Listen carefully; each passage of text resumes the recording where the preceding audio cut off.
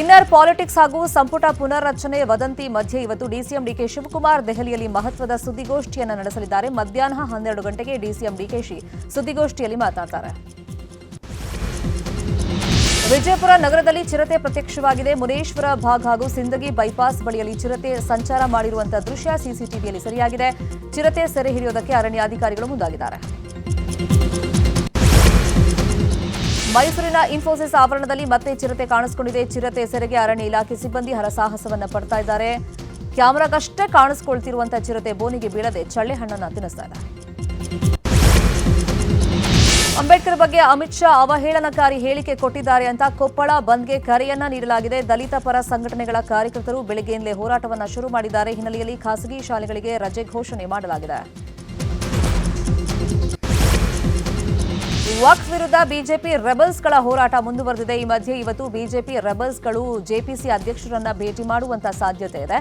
JPC ಅಧ್ಯಕ್ಷರಿಗೆ ಮತ್ತೊಂದು ವರದಿ ಸಲ್ಲಿಕೆ ಮಾಡುವ ಮೂಲಕ ತಮ್ಮ ಹೋರಾಟವನ್ನ ಇನ್ನಷ್ಟು ಸ್ಟ್ರಾಂಗ್ ಮಾಡುವುದಕ್ಕೆ ತಂತ್ರವನ್ನ ರೂಪಿಸಿದ್ದಾರೆ.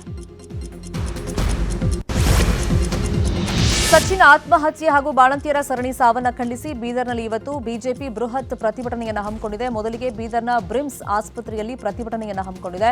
ಬಳಿಕ ಡಿಸಿ ಕಚೇರಿವರೆಗೆ ಪ್ರತಿಭಟನಾ ರ್ಯಾಲಿ ನಡೆಯಲಿದೆ. ರಾಯಚೂರು ಜಿಲ್ಲೆಯಲ್ಲಿ ಈವರೆಗೆ 12 ಬಾಣಂತಿಯರು ಮೃತಪಟ್ಟಿದ್ದಾರೆ. ಕೇವಲ 10 ದಿನಗಳಲ್ಲಿ ಸಿಂಧನೂರಿನಲ್ಲಿ 4 ಬಾಣಂತಿಯರು ಮೃತಪಟ್ಟಿದ್ದಾರೆ. ಹಿನ್ನೆಲೆಯಲ್ಲಿ ಇವತ್ತು ಸಿಂಧನೂರಿಗೆ ಬಿಜೆಪಿ ಮಹಿಳಾ ಮೋರ್ಚಾ ನೇತೃತ್ವದ ಸತ್ಯಶೋಧನಾ ಸಮಿತಿ ಭೇಟಿಯನ್ನ ನೀಡಲಿದೆ.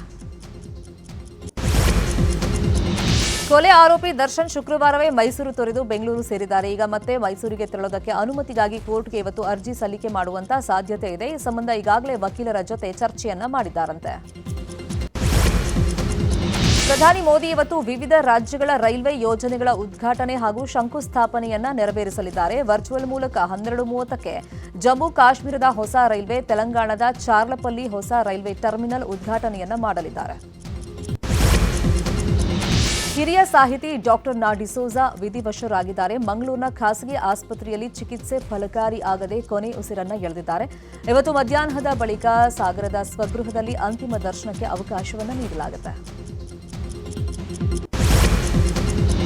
ಇನ್ನು ನಾ ಡಿಸೋಜಾ ಸಾವಿಗೆ ಹಲವು ಗಣ್ಯರು ಸಂತಾಪವನ್ನು ಸೂಚಿಸಿದ್ದಾರೆ. ಸಿಎಂ ಸಿದ್ದರಾಮಯ್ಯ, ಕೇಂದ್ರ ಸಚಿವ ಎಚ್ಡಿ ಕುಮಾರಸ್ವಾಮಿ ಹಾಗೂ ಶಾಸಕ ಬೇಳೂರು ಗೋಪಾಲಕೃಷ್ಣ ಸಂತಾಪವನ್ನು ಸೂಚಿಸಿದ್ದಾರೆ. ಶ್ರೀಯುತರ ಅಗಲಿಕೆಯಿಂದ ಸಾಹಿತ್ಯ ಕ್ಷೇತ್ರಕ್ಕೆ ನಷ್ಟ ಆಗಿದೆ ಅಂತ ಹೇಳಿದ್ದಾರೆ. ಬೆಳಗಾವಿಯಲ್ಲಿ ಪೊಲೀಸರ ನಡೆ ಬಗ್ಗೆ ಸಿಟಿ ರವಿ ರಾಷ್ಟ್ರೀಯ ಮಾನವ ಹಕ್ಕುಗಳ ಆಯೋಗಕ್ಕೆ ದೂರನ್ನು ಕೊಟ್ಟಿದ್ದಾರೆ. 13 ಪುಟಗಳ ಸುದೀರ್ಘ ದೂರನ್ನು ಕೊಟ್ಟಿರುವಂತಹ ಸಿಟಿ ರವಿ ಪೊಲೀಸರ ಕ್ರಮವನ್ನ ಪ್ರಶ್ನೆ ಮಾಡಿದ್ದಾರೆ. ಜೊತೆಗೆ ಕಾಂಗ್ರೆಸ್ ನಾಯಕರ ಹೆಸರನ್ನು ಉಲ್ಲೇಖ ಮಾಡಿದ್ದಾರೆ. ಸಿಟಿ ರವಿ ವಿರುದ್ಧ ಮತ್ತೊಮ್ಮೆ ಸಭಾಪತಿಗೆ ಲಕ್ಷ್ಮೀ ಹೆಬ್ಬಾಳ್ಕರ್ ದೂರನ್ನು ಕೊಟ್ಟಿದ್ದಾರೆ. ಇದೇ ವಿಚಾರವಾಗಿ ಬೆಳಗಾವಿಯಲ್ಲಿ ಮಾತನಾಡಿದ ಸಭಾಪತಿ ಹೊರಟ್ಟಿ, ಪರಿಷತ್ ಒಳಗೆ ಸಿಐಡಿಗೆ ಸ್ಥಳ, ಮಹಜರ್ಗೆ ಅವಕಾಶ ಕೊಡಲ್ಲ ಅಂತ ಹೇಳಿದ್ದಾರೆ. ವಂಚನೆ ಕೇಸಲ್ಲಿ ಬೇಲ್ ಪಡೆದಿರುವಂತಹ ಐಶ್ವರ್ಯ ಗೌಡಗೆ ಮತ್ತೆ ಸಂಕಷ್ಟ ಶುರುವಾಗಿದೆ. ಮತ್ತೊಂದು ಪ್ರಕರಣದಲ್ಲಿ ವಿಚಾರಣೆಗೆ ಖಾಕಿ ನೋಟಿಸ್ ಅನ್ನು ಕೊಟ್ಟಿದೆ. ಆದರೆ ವಿಚಾರಣೆಗೆ ಹಾಜರಾಗದೆ ಐಶ್ವರ್ಯ ಗೌಡ ದಂಪತಿ ಎಸ್ಕೇಪ್ ಆಗಿದೆ. ಬಂಡೀಪುರದ ಭೀಮಾ ಎಂದು ಪ್ರಸಿದ್ಧಿಯಾಗಿರುವಂತಹ ಹುಲಿ ಸಫಾರಿಗೆ ತೆರಳಿದ ಪ್ರವಾಸಿಗರಿಗೆ ದರ್ಶನ ಕೊಟ್ಟಿದೆ. ಭಾರೀ ಗಾತ್ರದ ಭೀಮಾ ಹುಲಿಯನ್ನು ಕಂಡು ಸಫಾರಿಗೆ ತೆರಳಿದ ಪ್ರವಾಸಿಗರು ಸಂತಸಗೊಂಡಿದ್ದಾರೆ. ಯಾದಗಿರಿಯ ರಾಂಪುರ ಗ್ರಾಮದಲ್ಲಿ ಶುದ್ಧ ಕುಡಿಯೋ ನೀರಿನ ಘಟಕ ಉದ್ಘಾಟನೆ ಮಾಡುವಂತೆ ಆಗ್ರಹಿಸಿ ಖಾಲಿ ಕೊಡ ಹಿಡಿದು ಜನರು ಪ್ರತಿಭಟನೆಯನ್ನ ಮಾಡಿದ್ದಾರೆ. ಈ ಬಗ್ಗೆ ನ್ಯೂಸ್ 18 ವರದಿ ಬಿತ್ತರ ಮಾಡಿದ ಬೆನ್ನಲ್ಲೇ ಅಧಿಕಾರಿಗಳು ಗ್ರಾಮಕ್ಕೆ ಭೇಟಿ ನೀಡಿ ಪರಿಶೀಲನೆಯನ್ನ ಮಾಡಿದ್ದಾರೆ. ಹುಬ್ಬಳ್ಳಿ ಧಾರವಾಡ ಬಂಟರ ಸಂಘದ ನೇತೃತ್ವದಲ್ಲಿ ಹುಬ್ಬಳ್ಳಿಯ ಆರ್ಎನ್ ಶೆಟ್ಟಿ ಕಲ್ಯಾಣ ಮಂಟಪದಲ್ಲಿ ಅಡುಗೆ ಸ್ಪರ್ಧೆಯನ್ನು ಆಯೋಜನೆ ಮಾಡಲಾಗಿತ್ತು. ಪತಿ ಮಕ್ಕಳೊಂದಿಗೆ ಮಹಿಳಾ ಮಣಿಯರು ತರಹೇವಾರಿ ಅಡುಗೆ ಸಿದ್ಧಪಡಿಸಿ ಗಮನ ಸೆಳೆದರು.